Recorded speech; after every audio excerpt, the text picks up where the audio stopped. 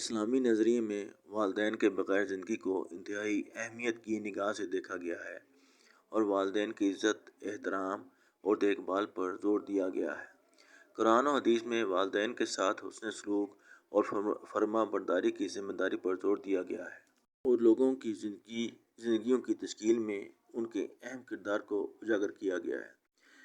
مسلمانوں پر زور دیا جاتا ہے کہ وہ اپنے والدین کی غیر موجودگی میں بھی ان کا احترام کریں،